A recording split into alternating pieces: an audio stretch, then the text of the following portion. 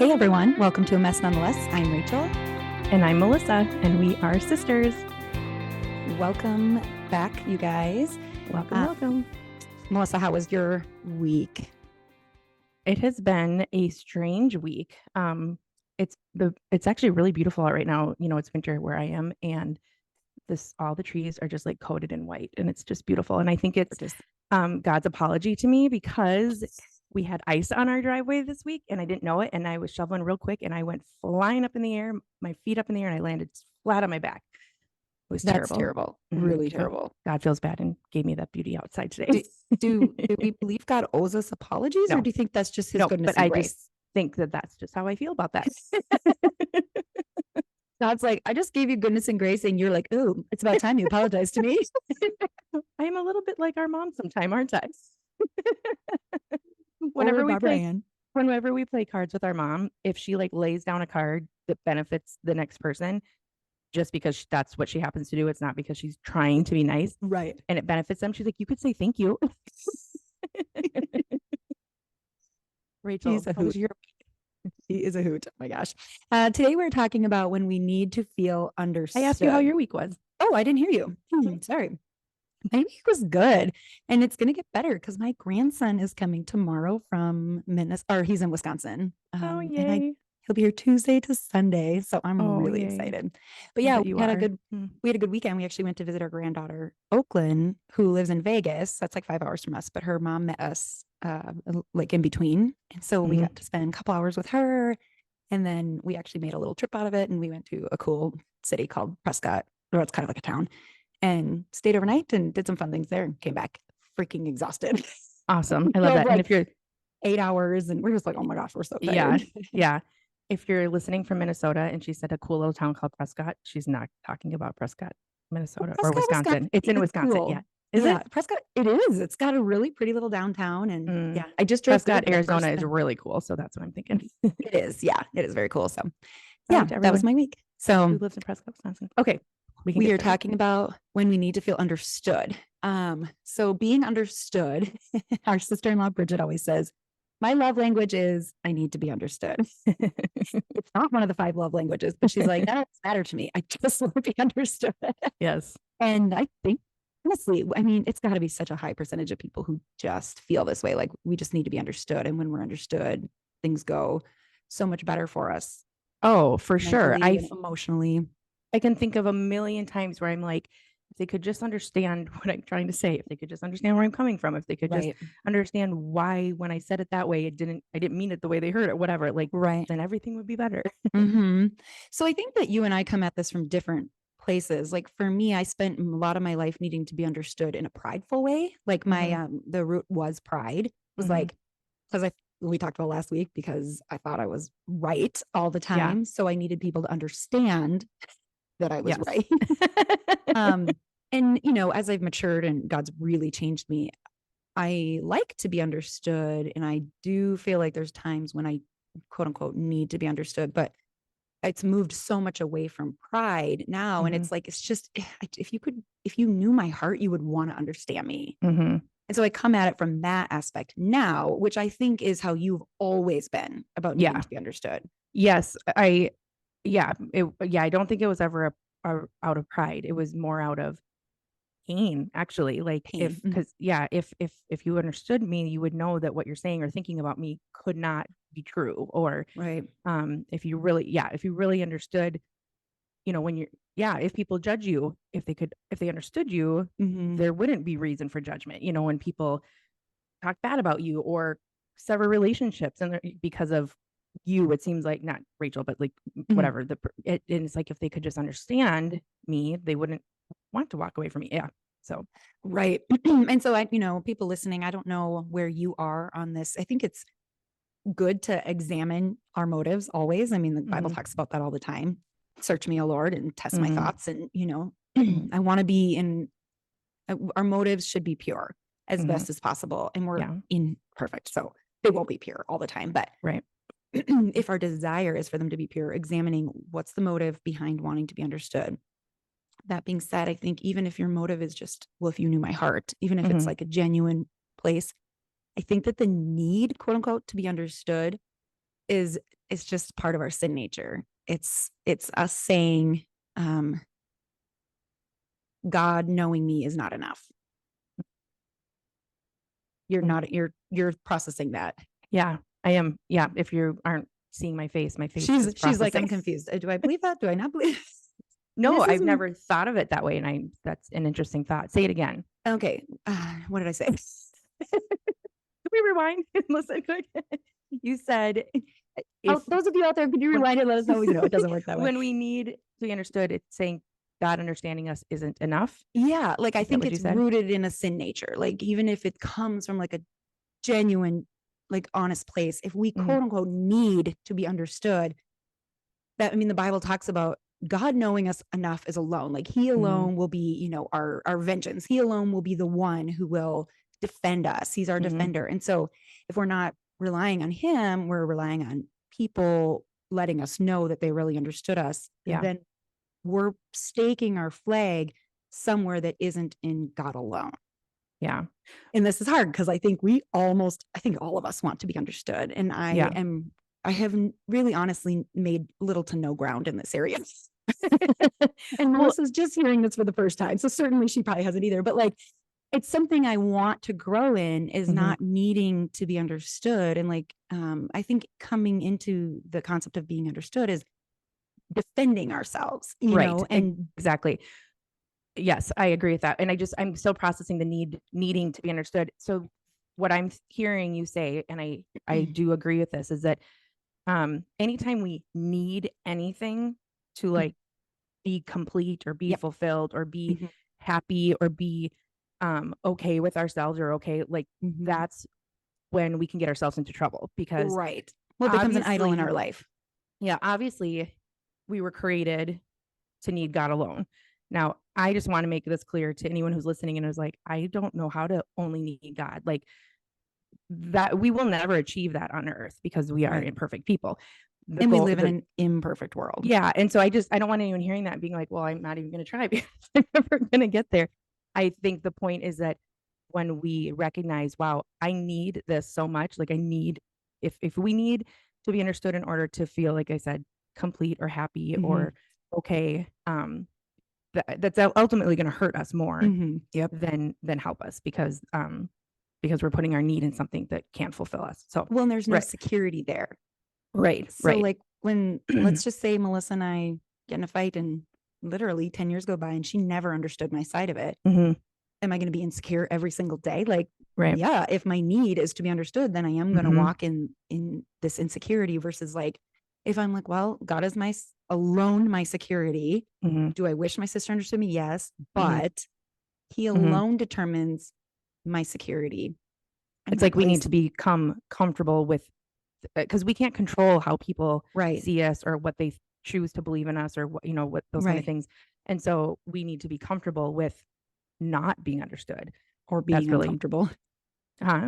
Yeah, we have to be comfortable with being uncomfortable. Yeah. But just getting to a place where, like you said, if you and I had a fight and for 10 years I didn't understand your side of it, but you didn't necessarily do anything wrong, like, you know, so it's not like you had anything to apologize for or whatever.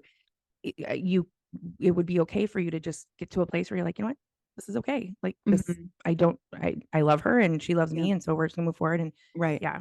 Well, and in my experience, if you pray for the truth to come out, I mean, the truth like always comes out. And so at some point I could probably bet money that at some point God's going to reveal something to Melissa, or something's going to come out and she's going to go, oh my gosh, I all of a sudden understand.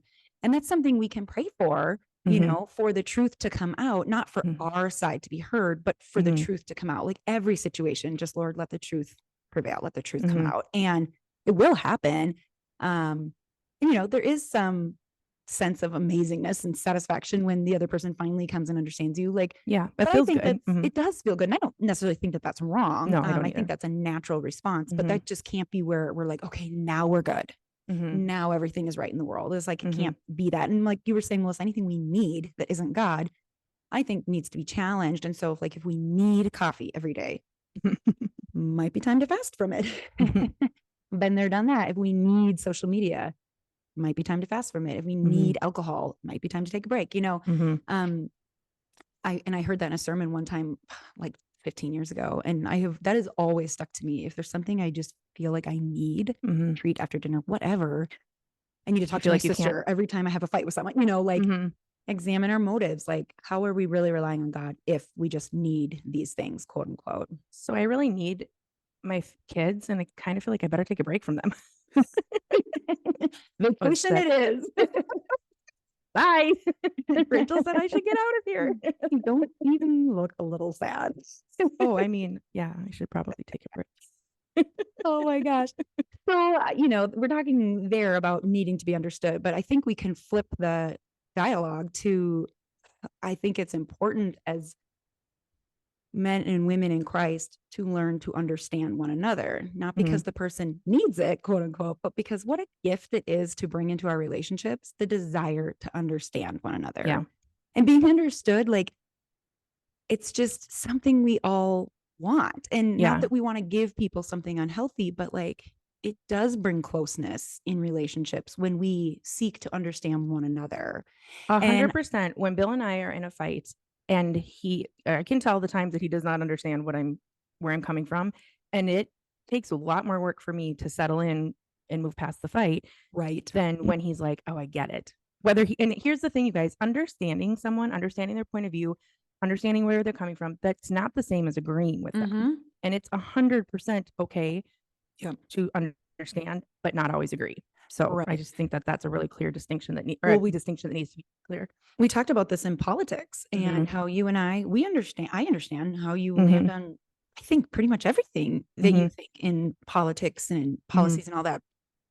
It doesn't mean that I vote the same way, and it's like, I can understand you. I can see exactly why you voted for that person or how you landed there. But, and I think, like I said, it's such a gift to bring to our relationships to understand. And so often if we're rooted in pride, we can't tell someone we understand them because then we think we're conceding something. But when you're like they're winning, right, like you're giving them the win. But in a relationship, if you're seeking humility first, like obviously Jesus first, but then humility because of Jesus in your relationship with him, you're not going to be looking to win. No, you're not going to be like, oh, I'm just giving up. It's like, no, you're going to be looking to love.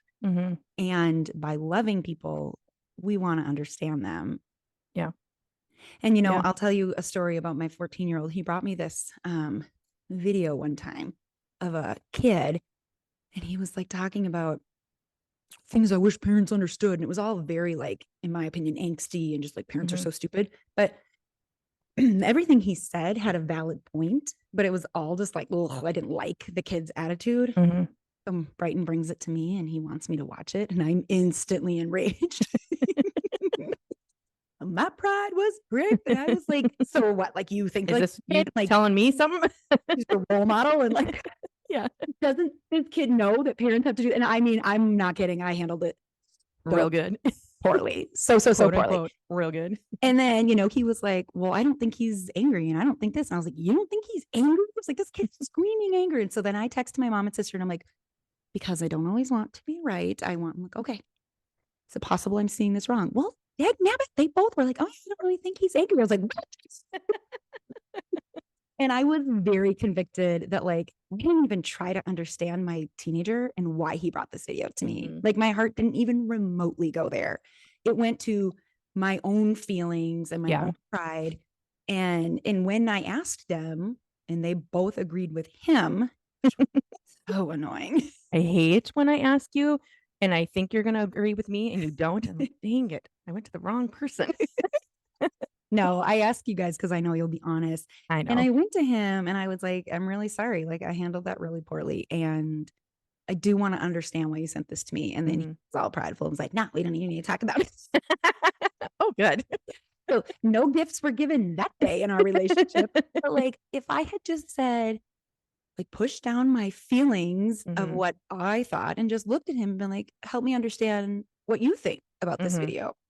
Yeah. It's not a hard thing to say. It is not hard to say because you're not saying, oh, I love this video and this kid's spot on. You're just like, tell me your heart. What are you bringing to the table when you read, like, what's your intentions with and what's going on wanting in your me mind? to see this? Yeah. Exactly. And so that's a really good example of doing things very poorly when it comes to understanding people. And, I wish I could go back to him and say, like, let's talk about that video again, but I know it's long gone. He doesn't even probably remember what video I'm talking about. But I communicated to him, it's not safe to bring these things to me. Mm-hmm. And that really sucks because now I have to work kind of overtime to prove to him, if he does bring me something again, you're going to handle it better next time. Yeah. Yeah. That I want to understand his heart, that's my desire. And it takes pushing your pride down, and it takes humility and love. Yeah. I actually think that I want to talk about understanding in teenagers for a minute. So I have 5 teenagers right now. No, I have 4 because one just turned 20. So I have 4 teenagers, 4 teenage boys. And there's not a whole lot I understand about a teenage boy. Like, we don't think like them. Melissa, I don't joke. I don't think science understands them. I wonder sometimes if God even understands them. He's like, God's like to mix it up a little bit. Just a little bit in the ingredients of that season of life. I love my teenage boys. Ingredient to put in their brain. Yes, it's missing in the brain. Yeah, exactly. It comes a little bit later in life. So anyway, so I love my boys so much, you guys. Yes. But they are a unique breed at this point in time. And I just think that as parents, it is okay to just hang out with them and listen to them talk and be like, I don't understand a single thing. Yeah. I don't understand why they think that's funny. I don't understand what we're laughing at. I don't understand why they're terrible. Their jokes are terrible, like everything. And why, the music they listen to, I hate it. And the other day I was, you sound so old.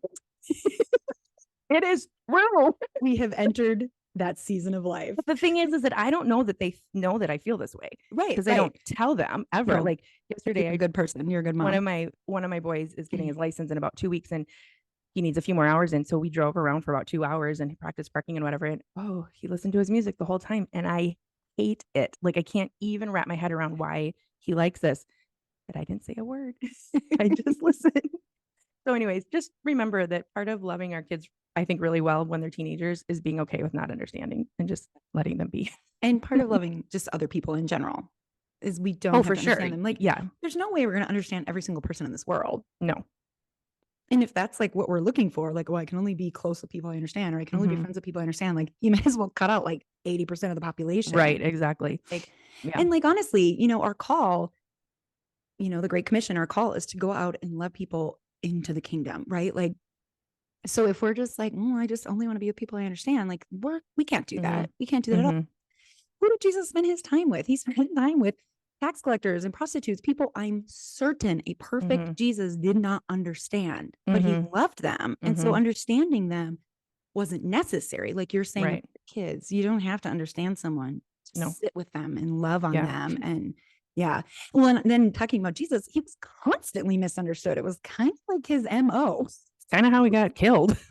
Well, exactly. And then sometimes he's told confusing stories, parables, so that only those who were interested in understanding would. Like, he was not trying to make everyone understand him. He was speaking to those who were willing to listen. And I don't really know how that applies. I just think it's really interesting. Is there any part of you that knows how this applies? I just feel like it's such an interesting fact that he didn't come to be understood. And that says something. It says a lot. Yeah, exactly. I don't know what it says. Yeah, no, I think it just, I think that it just adds to the whole being comfortable with not being understood. I mean, he was clearly comfortable with not being understood. He didn't, go out of his way to be understood. He didn't change who he was to be understood. He didn't, he was okay with making people upset. Now, he would have conversations with people. He was great about, if anyone wanted to ask questions and talk to him, he would have done that. An open door there. Yeah. No, I like that thought. Yeah. Well, and then Proverbs is just filled with wisdom. If you are someone listening who you don't read the Bible, or you never have, or you don't know that much about it, Proverbs is 31 chapters. They're very short. So you can kind of like read one a day for a whole month, and you can just read them on repeat and repeat and repeat. And there's so much goodness and truth. In fact, Joey was like, we need to start reading the Proverbs as a family, like every single night, just like before dinner, like, let's read a Proverbs. Let's talk about it. And I love what it says in 18:13. A person who answers without listening is foolish and disgraceful. A person who answers without listening. Now, we talked about this last week, how I'm really bad. I listen to respond. Yeah. And it's not my desire, and I want to get better, but dang, it's such a default for me. Then this verse is like an extra slap in the face. Yeah. It's like, hey, if you're listening or you're responding without listening, Yeah. foolish and disgraceful. And that Mhm. says volumes about what God's desire. If we believe scripture is God breathed, then this matters, this piece that we need to be listening. Well, if you're listening, you're a lot more likely to understand Yeah. if you're just rushing forward with your thoughts. And like social media is such a great place to practice this. Yeah. Like start listening Mhm. and listen to understand and not just listen to respond and make it a habit. Like I need to do this. Like we need to make it a habit to go like maybe once a day and literally just read what people are saying or listen to what people are saying because obviously sometimes it's speaking Mhm. for the purpose of understanding. Maybe Yeah. especially people you don't understand. Like I've even actually done that a lot on social media, especially in regards to figuring out who I wanted to vote for the last couple of times, is I went to all the groups of people that supported these both candidates, and then I went to groups of people who I was told don't support the candidates, and I listened to videos and read things because I wanted to understand why as a group do you support, why as a group don't you support, like mhm. why is it, it helped me learn a lot. It didn't actually clear anything up. So you have not discovered the key to American politics? I have not. And voting? It was also really interesting just hearing it straight from people instead of hearsay, Right. Mhm. but no, I think that that's a good idea. Yeah. Yeah. Mm. So I don't know that I have much else to say. It takes so much humility to be willing to understand other people. And, Yeah. we talk about humility and pride a lot on this podcast. Mhm. And it's because it's so important. Like, Yeah. I don't know how to be in a relationship with someone unless I bring humility to the table. I mean, I've been in relationships with people when all I brought was pride. And Mhm. I don't know that I'm anybody would call them good relationships. gonna Like, say how'd that work out for you? how'd it work out for you? You were Yeah. on the other side. It takes so much humility, and grace to enter into conflict Mhm. or, because that's where we kind of need to understand people a lot is in Mhm. conflict Yeah. and say, I'm ready. I want to understand. I had a conflict with someone last week that I love and it did not go well. And I was proud of how I handled it. I just kind of restated the same. I don't feel like I'm being heard. I don't feel like I'm, being validated. Mhm. But I did listening and I did validating. So I was like, okay, I was proud of how I handled it. A few Mhm. things I could have definitely done better, but and at the end I just said, do you feel like you've been heard? Do you feel like Mhm. you've been understood? Is there anything I missed? And that was like a new thing for me. I've thought that I should do that, but I finally just did. It's Mhm. like I don't want to just be heard. I want to make Mhm. sure you feel heard too. And Yeah. I don't just want to be understood because I brought Yeah. the conflict to them. I wanted them to hear my heart and like help me understand, Mhm. and I wanted them to understand my heart, but help me understand how this all happened or whatever. And Yeah. like it's honestly not that hard to say, do you feel like you were heard? Do you feel like there's something I need to hear from you? And if you Right. ask the person, you're like already in a much more humble posture. Mhm. So then it's going to be much easier to receive versus if they're just like, now I need you to hear and your like defenses are up or whatever. For sure. When Bill and I, before we got married, we did some premarital counseling, and our um the man who did it with us had us learn how to hold hands during conflict because it was just so much harder to be Yeah. really angry at someone, which I hated because I would want to be angry Hmm. and Bill would be like, "Hold my Hmm. hands." I'm like, Yeah. I just want to be mad at I'm you. pretty sure I would just smack Joey's hands if he tried to hold it. But good news, no one told me I had to do it. Exactly. But it kind of reminds me of that. Like whenever you do something to soften, Yeah. anything that softens our heart, our minds, our thoughts, our posture, like you said, Mm. I mean, it changes everything. And so, It's so true. mhm. And it kind of is humility is like the gift that keeps on giving Mhm. because we become like closer to Jesus in humility. We become more mature, more faithful, like stronger in our convictions. I know that sounds weird, but like stronger in our convictions, like if I guess the conviction to be humble is, I guess, what I'm trying to say, not like Mhm. convictions other ways, but Yeah. just like how important that is. But then for the other person, it's modeling. Like, let's say we're in a relationship with someone who isn't humble. We're Mhm. modeling it for them. We're modeling it for our children. But like, it is inevitably, you have enough fights or conflict with somebody who's humble, they're going to Mhm. rub off on you. You're going to be like, Yeah. that felt nice to be spoken to that way. Or Yeah. Well, or like, I mean, if I'm the one who is full of pride and I'm just spouting off, and Bill's the one who's just like super calm and chill and Mhm. humble. By the way, those are usually flipped in That's our correct. scenario, but just in case that's how it's happening. And Thanks. and I'm gonna start to Years. feel like a fool if he's being chill and calm and I'm like going off on him. Like Right. it's gonna like put a big fat mirror in my face and be like, whoa, I do not like what I'm looking at because he's being Yes. so calm. Yes. It's So, true. It's true. And yeah. So do you have anything else you want to say on the topic? no, I think that we covered a lot. It kind of Mhm. enters a whole lot of genres. Mhm. And yeah, no, I like it. Okay. Challenge. Can you think of a That's what challenge in there? I was trying to think of that when we were talking. I'm like, so what if someone realizes, wow, I do need to feel understood. Like I don't know how to move forward in any kind of conflict or any kind of relationship without being understood. What can they do about that? Maybe just start asking God, what are my motives behind Mm-hmm. being understood? Mm-hmm. And like, how can I put you first in this area? Mm-hmm. Yeah. And I'm going to tell you guys it. So when it comes to conflict, like I said, especially with my husband, when he doesn't understand me, it is almost physically painful to me. Like Mm-hmm. it is not easy or natural, and I don't handle it well. Like that's when I get into the mode of what he likes to call beating a dead horse, because I just keep going back to talk about the Such same a thing over and over. horrible image. A dead horse. I'm like, I would never beat a dead horse. Oh, but you do. Apparently, and it literally, there's times when I can tell him like that he's just not, because he'll say I do understand. I'm like, no, you don't, because you're not saying it this way or you're not saying it that way. Understood. I would feel better. Exactly. If you understood, I would be done talking to you about this subject. But since I'm still talking, you don't understand. And so I just want to encourage you that it's not an easy thing. But the Oh, times, because yeah. I've been practicing a lot over the last probably year or two, just okay. He said he's sorry. I don't feel like he's quite understanding where I'm coming from. I'm sure we're going to come up on this again someday. So I'll just wait and maybe he'll understand then. And Lucky us. just walking away from it. And it takes me a little bit of time to not have that physical inner reaction inside of me. But ultimately, it's better on our marriage because Mm-hmm. it just is. So I believe in you. All Who are of you you, believing in? The people all the listening? people. Yes. Do you believe in you? I'm getting there. Get there. I'm I like, if I believe can in do you. it, I feel like anyone can because it's a big deal for me. So go out and be all that you can be, Like Melissa. like in the army. I know. Our mom one time spoke at a conference and said that on stage. She's like, be all you can be in the army. She was deer in the headlight looked like, why did I just say that? And we looked at her like And those of us who knew her laughed so hard because so hurt.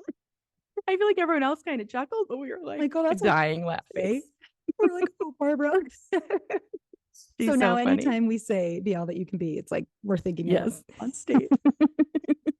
Oh my gosh, she's so funny. Well, All you right. guys can connect with us. We love hearing from you. It is literally, it makes our day. Yep. Getting feedback.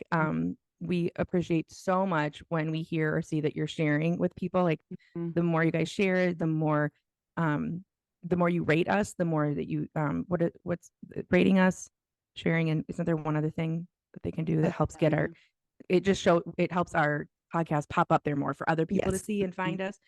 And so we just really appreciate it. Yeah, we do. You can connect with us at a mess nonetheless at gmail.com or on social media at a mess nonetheless. Yep. All right. Well, you guys Right. have a great week. Yep. Bye.